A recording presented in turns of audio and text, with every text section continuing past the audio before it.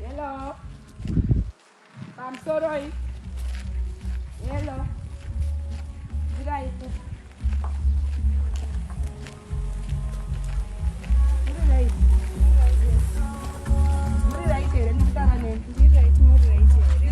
Munobva mafamba rodhi yese asi kana mukange musingando kudodeidza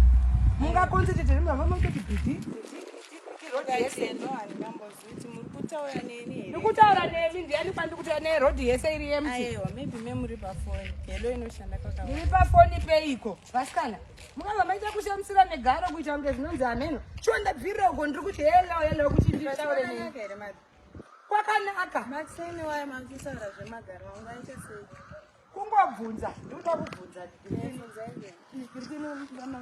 vasikana mazuvano vazhinji vacho narongo mukava nemagaro mahombe ekupatsvagawo eni makamatepa upi aiwa handitendi magaro ina handitendi magaro I'm natural uyoyo I'm natural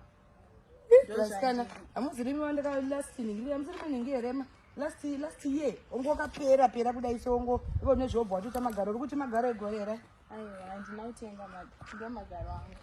imi mtichikunetsa yapo ndozvandiri hapana chandinetsa ndiri ngotaura kuchengama vanhu vakaita seni vanhu vari kuendeswa kurussia kunorwa hondo moda kubvita bold zvisina nebasa resa indai munorwa hondo uko ungachengame nenyaya yekuti ndabvunza kuti magare aiwa indai kuhondo uko mubve muno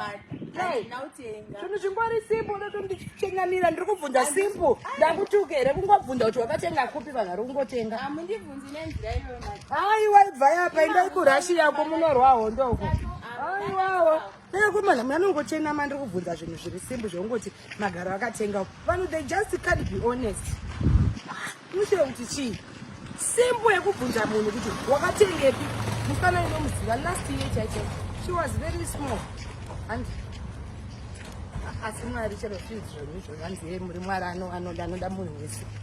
shuwa kundipa kuti tange ndakarohwa nemheni chii chochi chakadaisa kunditsvinyira kudai so zvonzi hanzi mwari ndimwari wemunhu wese mwari chero zvinzi hanzi unenge uchikomita sini usajaji usashore mwari amwandonzwa sei vanhu vaita magaro akadai inanzi ndakati kada